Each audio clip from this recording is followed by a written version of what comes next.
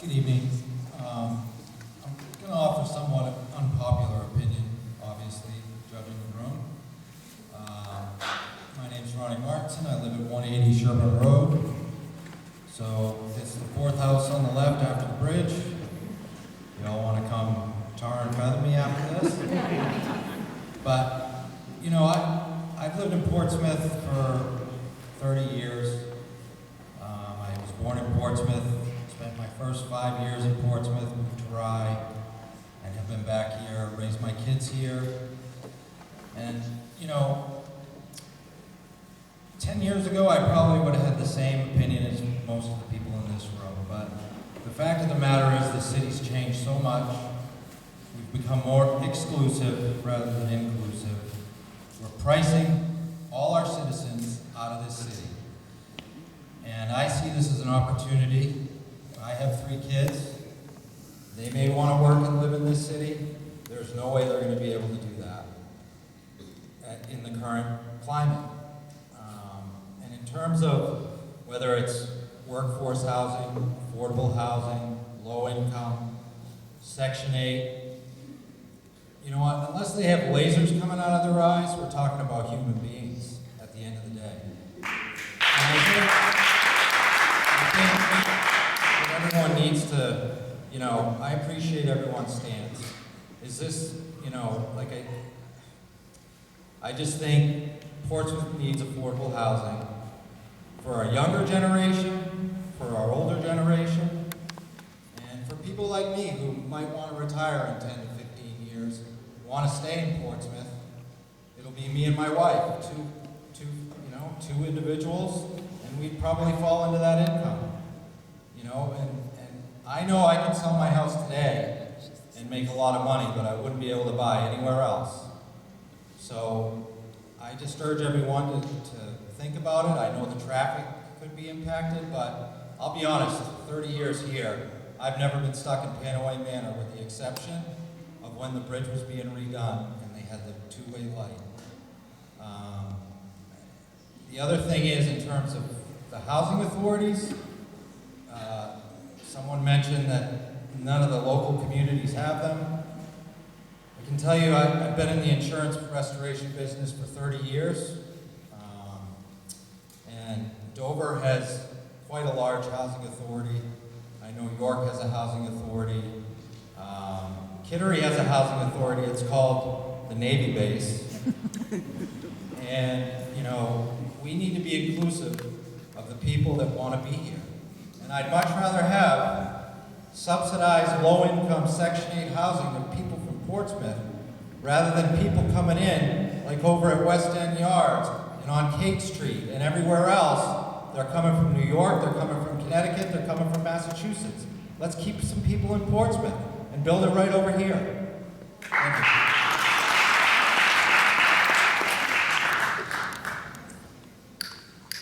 My name is Cindy House, and I live at 82 Mason Avenue.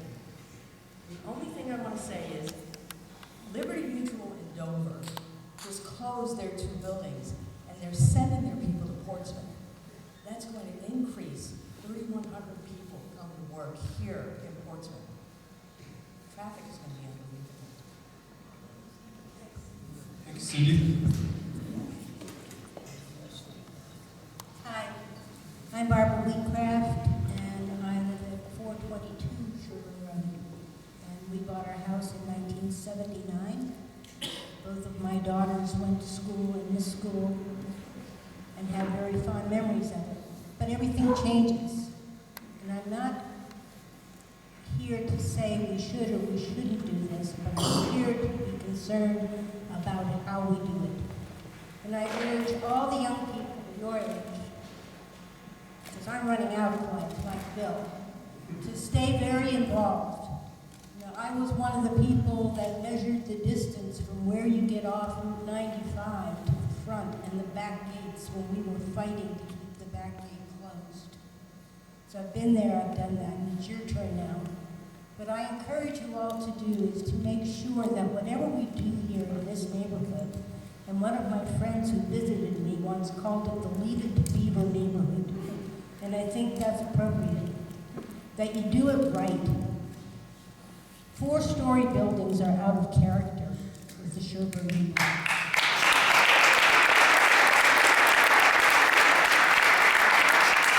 Just like some of the development downtown is out of character with downtown, and some of the monstrosities on Islington Street are out of character with what's around them. So let's urge people who are working on this to do it the right way. If we do end up with some housing, let's end up with housing that mirrors our neighborhood, that makes us an inclusive community. And I too would rather see people from Portsmouth here than people from New York, people from bringing in money, buying houses sight unseen. You know, it's our community. Let's keep it our community, and you young people can do that.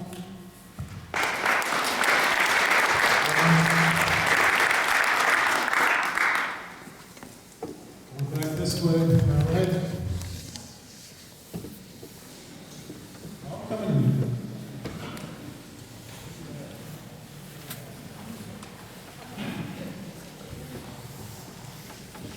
Hi, I'm Rich Kramer. I live at 584 Colonial Drive.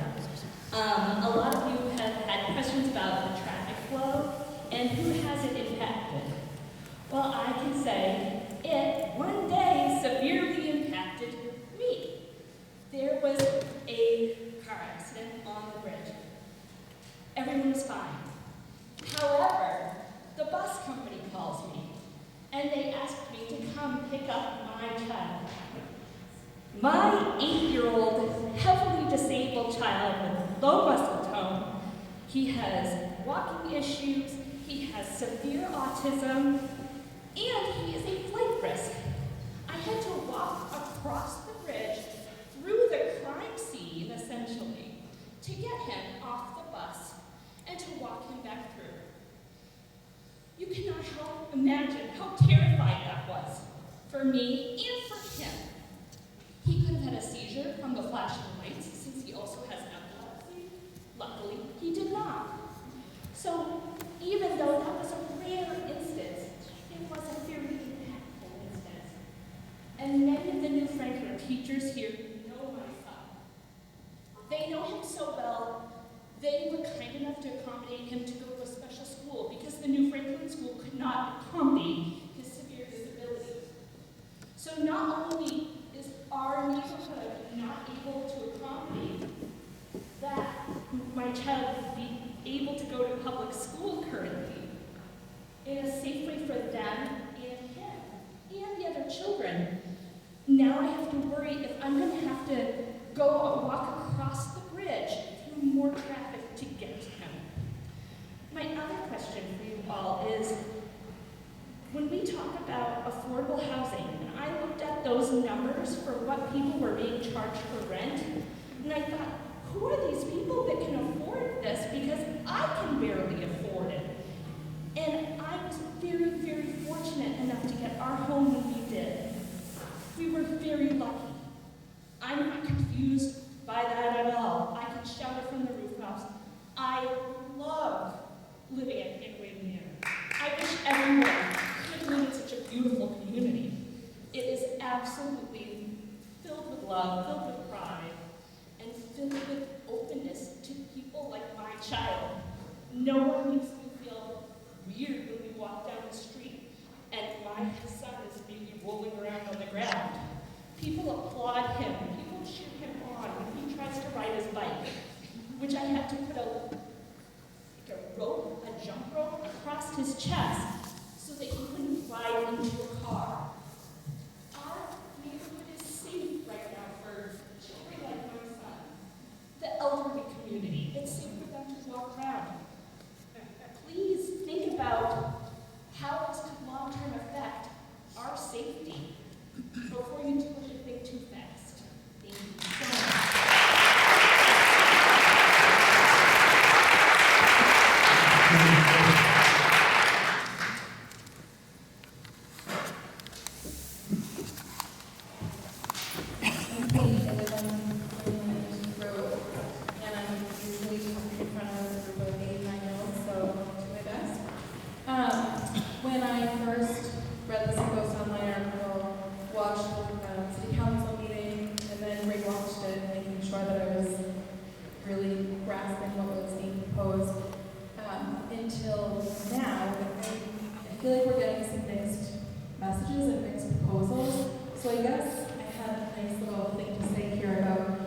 being a mom of 3-month-olds, and I have a babysitter tonight, I'd rather be doing a couple of other things. But I'm here because I feel really passionate about what is being proposed, and I'm not embarrassed to say that, yeah, I have some worries about who my neighbors are going to be. I live on Greenland Road. We have a small dead-end road in a no-outlet neighborhood, and we moved in, I moved in almost 5.5 years ago, and I've gotten to know each and every one of my neighbors because I plan to have my children feel safe, and I want to feel like I can have my kids play outside and walk to the neighborhood park. And I'm not suggesting that I will no longer feel that way. I just think that it's a legitimate question that we have.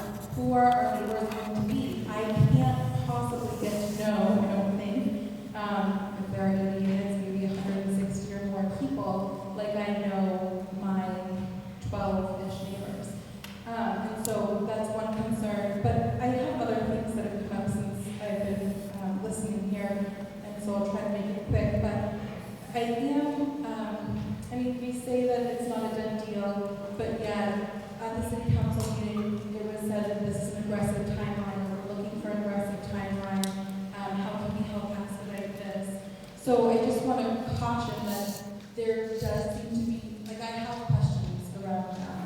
I also know that some councilors have said there will not be any services or nonprofits, it will just be residential, but then other times it seems like that's not the case. So I think we need to be really clear and get these questions answered to make you feel a little bit more comfortable about what is coming in to our quiet, peaceful, well-lit neighborhood. I know people have brought about traffic.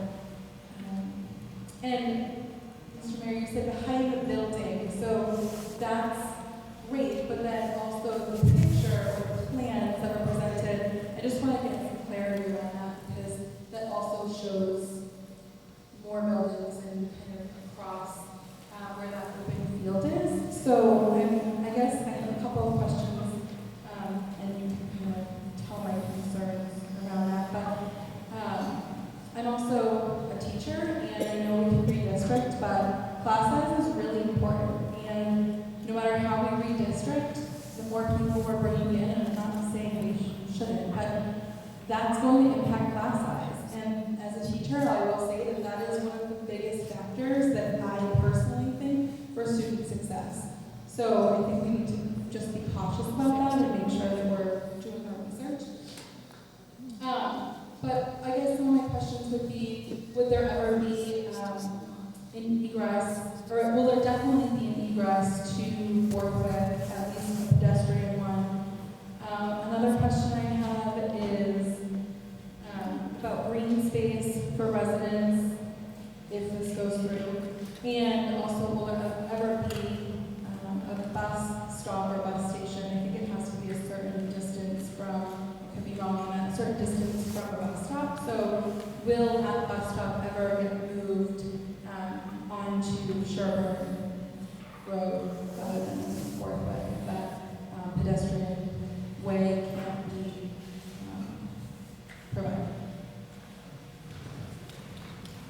Thank you.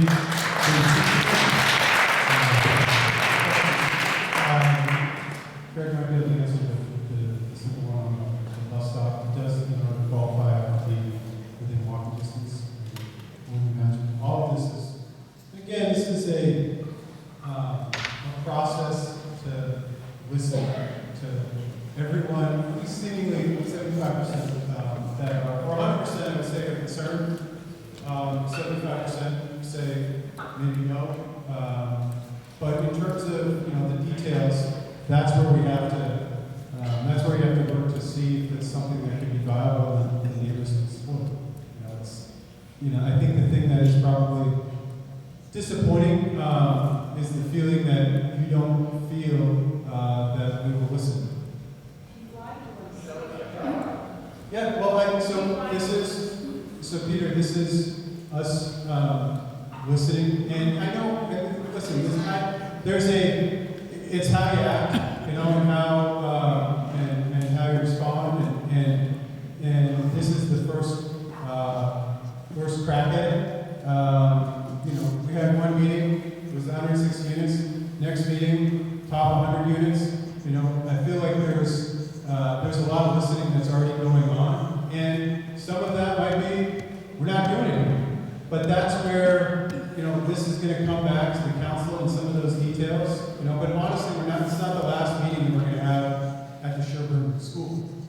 as we get, it has to be a little bit more warm reaction to the plans than, outright disdain around all of that. So it's a process, and our goal is to make sure that we listen. That's what we're here for. My dad, Grace, he graduated to become a citizen in Portsmouth. And the citizen is literally the most important job. When I talk to my 6-year-old, when she grows up, she wants to be my boss, and be a citizen. And you guys are showing tonight that you're the boss. And so I appreciate everybody coming out tonight, but there's a lot of detailed questions like that, like if a bus stop move. I can't imagine we would stick a bus stop on this entrance. That seems like, a traffic nightmare, like where's the bus stop going to turn around? So if you didn't get a walking path or an easement to Borthwick for cars and pedestrians, tough to imagine that this project would be green. But those are all the detailed questions that we're going to have to work through, and I appreciate everybody's going to do. All right, we got another question. We'll talk until I hand you.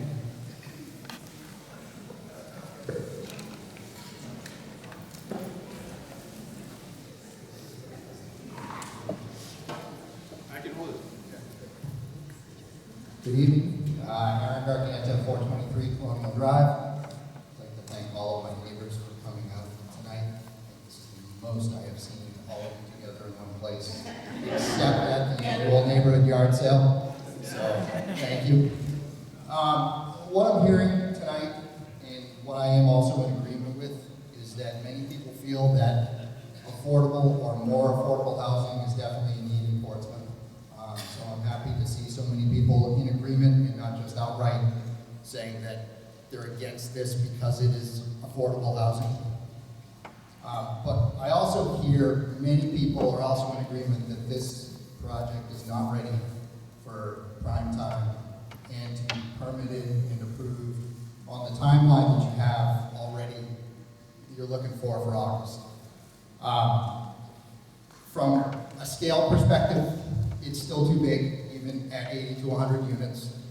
From a design perspective, it's not in keeping with the design of the rest of the neighborhood.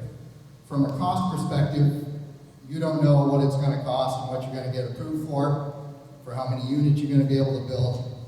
And I'm personally uncomfortable letting you build on the back part of the property, only to come back in the future and tell us that this building needs to be torn down because it's not affordable to renovate.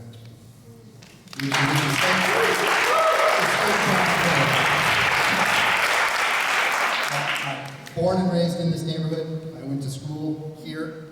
I played soda pop basketball for the only team that wasn't a soda. Lemon Tree. So, the city has done a good job keeping the building from falling down, but that's pretty much all they've done with the property over the last 30 years, is keep it from falling down. So, the building needs a lot of work. To assume that you're going to be able to make it habitable for either living units or business units to the tune of $8 million, did I hear that somebody said this building needs? Not sure what that cost is going to be, but I don't know that there's a not-for-profit organization that's going to want to invest $8 million into an old school building for some offices. So I really think, I noticed on Craig's list that you had, design, permitting, and this year, construction in 2025, and the next project in 2026. I think this site is likely more appropriate for your next project in 2026. And I would propose that you maybe go look at the 4.5 acres of land to the left of the new community campus, where there's a soccer field, basketball court, and tennis court on a nice high-rise piece of land.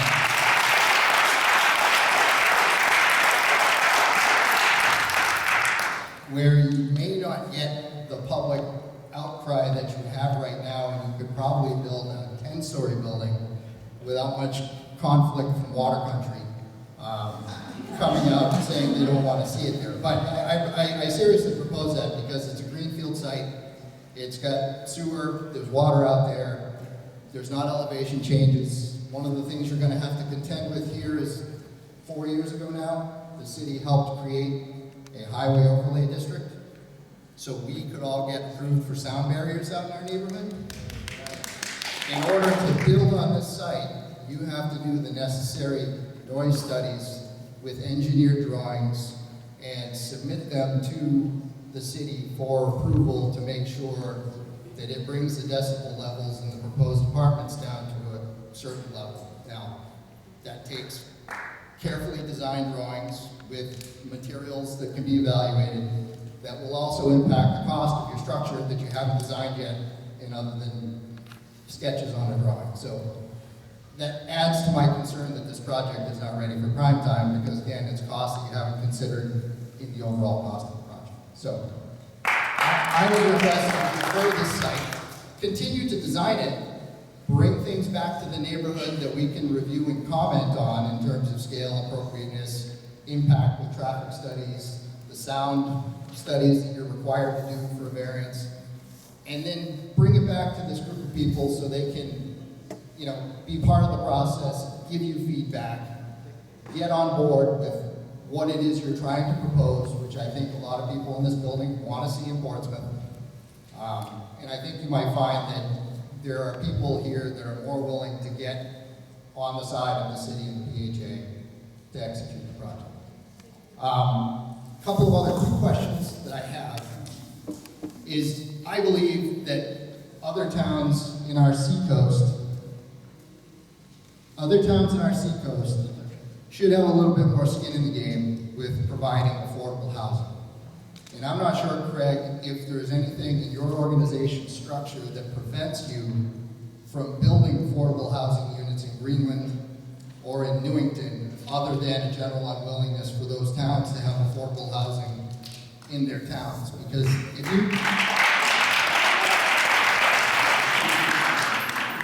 you Google affordable housing in Greenland or affordable housing in Newington, it points them to all your properties. So there is no affordable housing advertised in either of those two towns. And they contribute to a large amount of businesses in the area. And I think it would just be something that maybe the city could approach our neighbor towns and find out if it's possible for the PHA to develop projects in their towns and still run them as the PHA. Just one of my questions.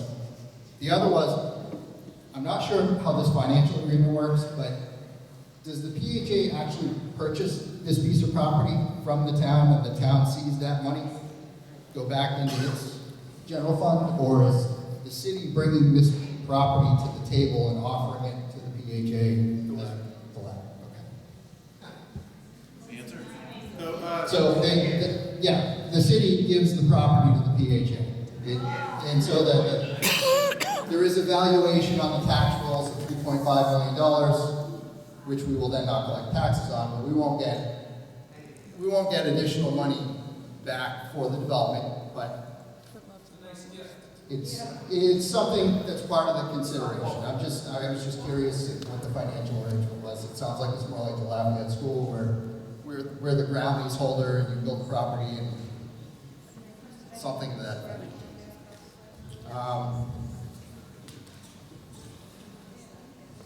Yeah, so that's all I have. Thank you for the time. I appreciate it.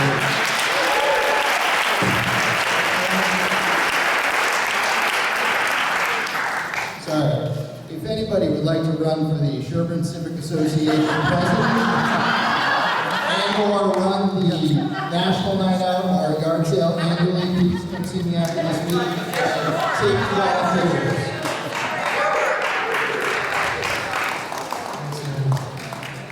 Anybody else?